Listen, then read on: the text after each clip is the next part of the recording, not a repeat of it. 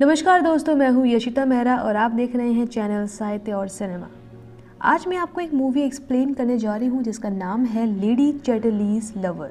Lady Chatterley's lover एक romantic drama है। ये कहानी एक अमीर पूंजीपति की खूबसूरत पत्नी और एक मजदूर के बीच पैदा प्रेम प्रसंग की है। लेकिन इससे पहले कि हम इस कहानी को आगे देखें, हम चाहेंगे कि आप हमारे चैनल को सब्सक्राइब कर लें और बेल आइकन भी दबा लें ताकि हमारी सभी वीडियो की अपडेट आपको मिलती रहे। सर क्लिफोर्ड चैटरली एक अमीर बिजनेसमैन है। ढेर सारी प्रॉपर्टी है, उसके अपने कोयले की खदान है। जर्मनी और इंग्लैंड के बीच राजनीतिक तनाव के बावजूद सर क्लिफोर्ड ने एक जर्मन महिला लेडी कॉन्स्टेंट से शादी की, जो कि खुद एक अमीर जर्मन खानदान से है। दोनों की जोड़ी काफ़ी खूबसूरत है, दोनों में काफ़ी प्यार भी दिखता है। लंबे तनाव के बाद एक दिन जर्मनी और इंग्लैंड के बीच युद्ध का बिगुल बज उठा। लेडी कॉन्स्टेंट, जो कि अब लेडी चैटरली है, इस दुविधा में है कि वो जर्मनी की जीत की कामना करे या फिर इंग्लैंड की। खैर जो भी हो, उसे इस बात पर गर्व है कि उसका पति क्लिफोर्ड चैटरली एक बहादुर इंग्लिश मैन है।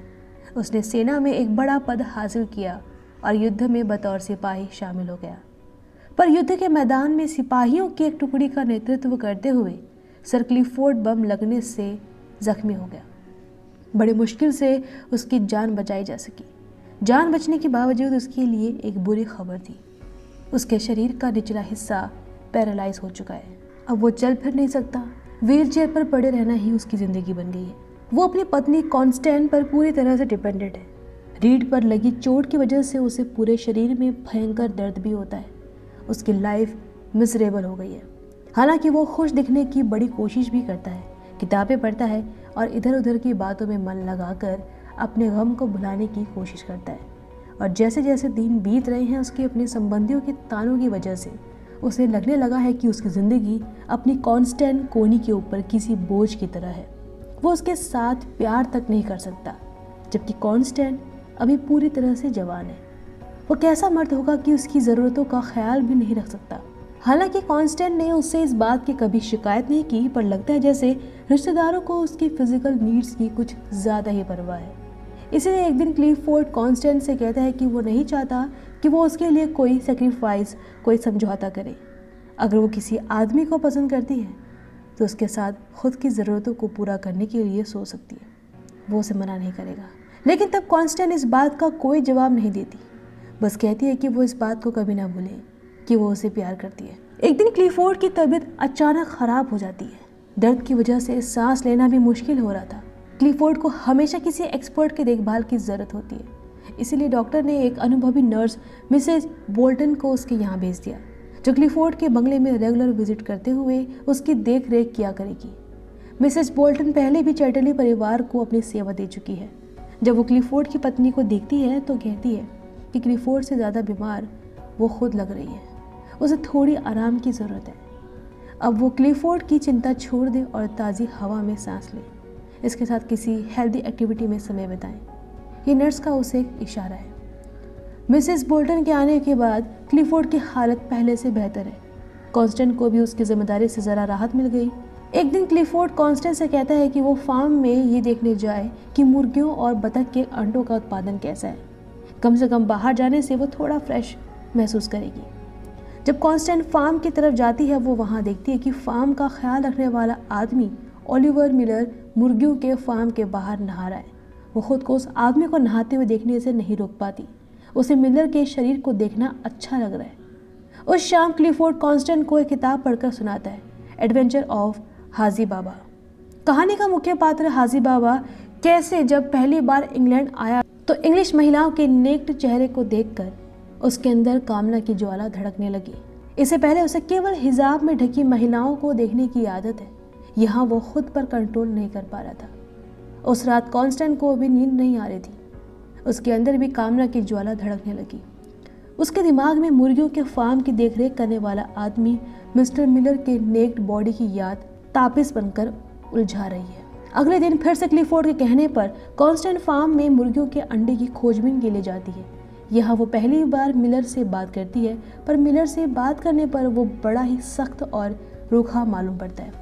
जब वो मिलर से मुर्गियों के झोपड़े की एक्स्ट्रा चाबी मांगती है ताकि वहाँ आकर खुद मुर्गियों की देखभाल कर सके, मिलर उसे कहता है कि उसके पास केवल एक ही चाबी है और वह वैसे भी मुर्गियों की संख्या पहले से कम होती जा रही है, कहीं उसकी वजह से बची खुची मुर्गियां भी ना मर जाएं।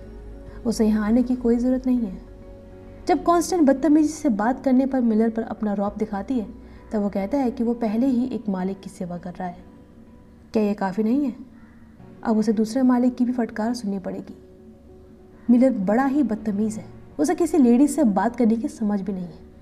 कॉन्स्टेंट ही वहाँ से नाराज़ होकर चली जाती है और ये तय करती है कि फिर कभी मुर्गियों के फार्म में नहीं जाएगी। मिलर जैसे घटिया आदमी से मुंह लगाना ही नहीं चाहिए था।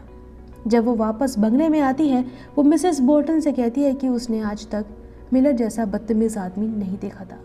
तब मिसेस बोल्टन कहती है कि मिलर हमेशा से अकेला रहता है, इसलिए सबसे रूखा बर्ताव करता है और पत्थर दिल बन गया है और उसके सीने में भी दिल है। उसकी बातों का उसे बुरा नहीं मानना चाहिए। मिसेस बोल्टन मिलर को जानती है क्योंकि वो काफ़ी समय से चैटली परिवार की सेवा में लगी है। लंबे समय से यहाँ उसका आना जाना रहा है। एक दिन क्लिफोर्ड फिर से कोनी को कहता है कि क्या उसने अपने लिए कोई लवर ढूंढा या नहीं। तब कोनी कहती है कि उसे लवर के बजाय एक बच्चे की ज़रूरत है, पर इस हाल में क्लिफोर्ड उसे कोई बच्चा नहीं दे सकता। इसीलिए कहता है कि वो बच्चा कैरी कर सकती है, लेकिन इस बात का ध्यान रखें कि वो बच्चा उसे किसी पवित्र आत्मा से उपहार में मिला हो, जैसे मदर मैरी को जीसस मिला था। क्लिफोर्ड राज़ी होता है लेकिन चाहता है कि बच्चे के अंदर किसी ऊंचे ओहदे आदमी का खून हो। ये चर्च का फादर हो सकता है, उसका कोई साथी पूंजीपति हो सकता है, कोई इंटेलेक्चुअल हो सकता है। उसे कॉन्स्टेंट के टेस्ट पर पूरा यकीन है। कॉन्स्टेंट के दिमाग में क्या चल रहा है ये कोनी भी नहीं जानती। वो इस सिलसिले में चर्च के फादर से एक दोस्त के तौर पर बात करती। अगर वो बच्चे की चाहत में किसी और आदमी के साथ सोए तो उसमें उसकी क्या राय होगी। लेकिन फादर कहता है कि ये सब एक पाप है। अपने दुख को वो ईश्वर की परीक्षा समझे, ईश्वर उसे कोई ना कोई रास्ता ज़रूर दिखाएगा। फादर से बात करने पर उसे कोई फ़ायदा नहीं हुआ, लेकिन उसके देख में उसी ख्याल में इजाफा ज़रूर हुआ। एक साल घर के बाहर मिलर उससे मिलने आया। उसने कॉन्स्टेंट को मुर्गियों के फार्म की एक्स्ट्रा चाबी भी दी। उसने उसके लिए दूसरी चाबी बनवा दी, यानी कॉन्स्टेंट अब कभी भी फार्म में आ जा सकती है। आज कोनी अंदर से बहुत खुश है और कल का इंतज़ार करना भी उसके लिए मुश्किल हो रहा है। सुबह होते ही कॉन्स्टेंट मुर्गियों के झोपड़े में चली गई। यहाँ वो केवल मिलर को देखने आई थी। आज मिलर उससे अच्छे से पेश आया। इधर दूसरी तरफ मिसेस बोल्टन की देखरेख में क्लिफोर्ड के शरीर में धीरे धीरे सुधार होने लगा। मिसेस बोल्टन की फिजियोथेरेपी काम कर रही है। एक दिन मिसेस बोल्टन कॉन्स्टेंट से कहती है कि एक जवान महिला के लिए प्यार के बिना कोई उम्मीद नहीं है। उसके लिए पैसों और चीज़ों के लिए अपनी ज़िंदगी को बर्बाद करना सही नहीं होगा, जैसे मिसेस बोल्टन भी उसे किसी अफेयर के लिए उकसा रही हो। एक दिन कॉन्स्टेंट फिर से मुर्गियों के झोपड़े में जाती है। वो यहाँ केवल मिलर के नज़दीक रहने आती है। उस दिन मिलर भी बहुत बहक जाता है और दोनों एक दूसरे से बेइंतहा प्यार करते हैं, जैसे बरसों की बेकरारी एक बार में ही दूर कर लेना चाहता हो। जब कॉन्स्टेंट फार्म से वापस आती है उसे अपने पति की चीट करने के लिए गिल्ट महसूस होता है। अगले दिन मिसेस बोल्टन ये कहकर उसका गिल्ट और बढ़ा देती है कि उसके पति की मौत के 24 साल हो चुके हैं, लेकिन अब भी वो उसकी यादों से प्यार करती है। उसने कभी भी किसी पराया आदमी की तरफ देखा भी नहीं, जबकि कल ही उसने कॉन्स्टेंट को सलाह दी थी कि उसे किसी से प्यार करना चाहिए। अचानक उसने अपनी बात ही बदल दी। ऊपर से क्लिफोर्ड के सामने उसने अच्छा खासा लेसन भी दिया। तब क्लिफोर्ड कहता है कि उसे भी यकीन है कि कॉन्स्टेंट उसे कभी नहीं छोड़ेगी। इसके बाद कॉन्स्टेंट ने भी मिलर के पास जाना बंद कर दिया। वो फार्म में उसका इंतज़ार किया करता है, पर कॉन्स्टेंट उससे मिलने नहीं आती। लेकिन इधर कॉन्स्टेंट का मिलर की याद में खुद को रोक पाना मुश्किल होता है। वो तड़प रही होती है, उसका शरीर जल रहा होता है, जैसे जैसे क्लिफोर्ड की बॉडी पहले से रिकवर हो रही हो। वो अपने पुराने काम में वापस लौटने लगा है। पहले तो वो कॉन्स्टेंट को काफ़ी समय देता था, पर अब जैसे उसे इग्नोर करने लगा है, जैसे उस पर किसी से अफेयर का शक करता हो। हालांकि इस तरह के अफेयर के बारे में उसी ने उसे आइडिया दिया था। तब शायद उसे ज़रा भी ख्याल नहीं था कि अफेयर केवल फिजिकल नहीं होता, इसमें इमोशन भी शामिल रहता है। जब अफेयर में इमोशन खुल जाता है, जोड़े एक दूसरे के लिए बेकरार होने लगते हैं। एक दिन मिलर कॉन्स्टेंट से उसके बगीचे में मिलता है। वो जानना चाहता है कि वो उसे क्यों नहीं मिलती है। क्या उसने कोई गलती कर दी? क्या वो उसके साथ सोकर खुद को नीचा महसूस करती है? क्या उसकी वजह से उसका स्टेटस गिर गया है? लेकिन बात ऐसी नहीं है। शुरू में कॉन्स्टेंट उसे इग्नोर ज़रूर करती है, पर दोनों एक दूसरे को रोक नहीं पाते। वो फार्म वाले रास्ते में जंगलों के बीच एक दूसरे से प्यार करते। दूसरी तरफ क्लिफोर्ड को भी एहसास होने लगा है कि उसकी पत्नी कॉन्स्टेंस का कोई ना कोई अफेयर ज़रूर है, पर वो नहीं जानता कि वो आदमी कौन है। सीधे सीधे उससे इस बारे में पूछ भी नहीं सकता। लेकिन एक दिन जब मिलर बंगले में किसी काम से आता है, क्लिफोर्ड को उसके ऊपर पहली बार शक होता है।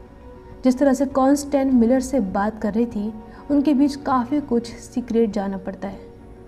इसके बाद भी कॉन्स्टेंस और मिलर का मिलन जारी है। अभी नज़दीकी केवल फिजिकल नहीं रह गई, अभी इमोशनल भी है, और यही इस रिश्ते की सबसे गंभीर बात है। दोनों का एक दूसरे से अलग होना अब उतना ही कठिन होता जा रहा है जितना वो एक दूसरे से मिलते हैं। उनके बॉडी और माइंड पर अब उनका कंट्रोल नहीं रहा। क्लिफोर्ड भी देख सकता है कि कॉन्स्टेंस अब घर पर नहीं रहती और काफ़ी समय फार्म में बिताया करती है। उसे पूरा यकीन हो चुका है कि उसके नौकर मिलर का उसकी पत्नी कॉन्स्टेंस से अफेयर है। उसने कभी इस अफेयर के बारे में भी नहीं सोचा था। उसे जब कॉन्स्टेंस को अपने लिए कोई प्रेमी ढूंढने के लिए कहा था, तो उसने सोचा था कि वो आदमी उसकी हैसियत के बराबर का होगा। कॉन्स्टेंस एक मजदूर से अफेयर करेगी, उसने कभी नहीं सोचा था। ये उसके लिए किसी अपमान से कम नहीं। लेकिन अब बहुत देर हो चुकी है। मिलर और कॉन्स्टेंस एक दूसरे से प्यार करते हैं। जब भी वो जंगलों में मिलर से मिलने आती है, उसकी हैसियत वहाँ मिलर की पत्नी की होती है। उन्होंने इसकी निशानी के तौर पर पेड़ पर कीले भी ठोक रखी है। अब तो यह अफेयर क्लिफोर्ड के लिए भी कोई राज नहीं रह गया। उसने भी मिलर को उसकी हैसियत दिखाने के लिए कि वो उसके टुकड़ों में पलने वाला एक मामूली सा नौकर है, कोई कसर नहीं छोड़ी। लेकिन एक रात जब कॉन्स्टेंस घर के बाहर मिलर के कॉटेज में थी, क्लिफोर्ड ने कॉन्स्टेंस को वहाँ से उसकी बहन के पास भेजने का निर्णय लिया। अगले दिन उसने उसके लिए उसकी बहन के साथ विदेश टूर का टिकट कराया। कॉन्स्टेंस को मजबूरन टूर में जाना पड़ा, पर इस टूर में उसका ज़रा भी मन नहीं लग रहा था। उसे मिलर की याद आ रही थी। उसे जल्दी से जल्दी मिलर के पास लौटना था। टूर ख़त्म होने के बाद जब कॉन्स्टेंस पूरी बेसब्री के साथ बंगले में पहुंचती है, तो देखती है कि क्लिफोर्ड अब पहले से काफ़ी ठीक हो चुका है और वो अपने पैरों पर खड़ा है। बैसाखी की मदद से चल भी सकता है। जल्दी ही वो पूरी तरह से ठीक भी हो जाएगा। पर उसे अब इन सब से कोई मतलब नहीं रहा। वो तो अपने प्रेमी मिलर के पास जाना चाहती है। वो भागी भागी फार्म में पहुंचती है, पर देखती है कि अब मिलर वहाँ काम नहीं करता। उसकी जगह कोई दूसरा आदमी है। क्लिफोर्ड ने मिलर को काम से निकाल दिया था। उसे काम से निकालने के लिए ही उसने कॉन्स्टेंस को टूर पर भेजा था, ताकि यहाँ रहते हुए वो कोई ड्रामा ना करते। आज क्लिफोर्ड और कॉन्स्टेंस के बीच बड़ी बहस होती है। तब क्लिफोर्ड कहता है कि उसे मिलर के साथ अफेयर रखने के लिए सोचना चाहिए था। वो एक मजदूर के साथ अफेयर करके उसका नाम खराब कर रही थी। तब कॉन्स्टेंस कहती है कि उसका नाम तो ऑलरेडी खराब हो चुका है, क्योंकि उसके पेट में मिलर का बच्चा है। कॉन्स्टेंस अपना सारा सुख चैन, अपनी सारी सुख सुविधा, नाम और क्लास सब छोड़ छाड़ कर मिलर को ढूंढने चली गई। अब मिलर एक कोयले की खदान में काम करता है। जब वो कॉन्स्टेंस को उसे ढूंढते हुए देखता है, तो खुद को छुपाने की कोशिश करता है। वो उसके लायक नहीं है। लेकिन कॉन्स्टेंस कहती है कि वो सब छोड़ छाड़ कर उसके पास आई है। उसके बच्चे से प्रेग्नेंट है। उसे दौलत और विलासिता नहीं चाहिए। वो बस उसके साथ जीना चाहती है। क्या वो ज़िंदगी भर इस बात का अफसोस करना चाहता है कि जब उसके पास मौका था, उसने अपने प्यार को जाने दिया। कॉन्स्टेंस अब मिलर की है। ये एक अजीब सीन है। एक पूंजीपति की पत्नी उसी के मजदूर के साथ भाग गई। ये यहाँ से कनाडा जाना चाहते हैं, जो सपनों की दुनिया है। यहाँ पर एक फार्म खरीदेंगे और एक साथ पूरी ज़िंदगी बिताएंगे। इसी के साथ ये कहानी ख़त्म हो जाती है। 1 घंटा 44 मिनट की इस फिल्म को जस्ट जैकी ने डायरेक्ट किया था और ये फिल्म 1981 में आई थी, जो इसी नाम से आए नॉवल पर बेस्ड है। 5.2 की IMDb वाली इस फिल्म में Sylvia Crystal, Nicholas Clay, Shane Bryant ने मुख्य किरदार अदा किए हैं। उम्मीद करती हूँ कि आपको हमारा ये वीडियो पसंद आया होगा। अगर ऐसा है तो वीडियो को लाइक, शेयर और चैनल को सब्सक्राइब कर दें। अभी तक बने रहने के लिए शुक्रिया।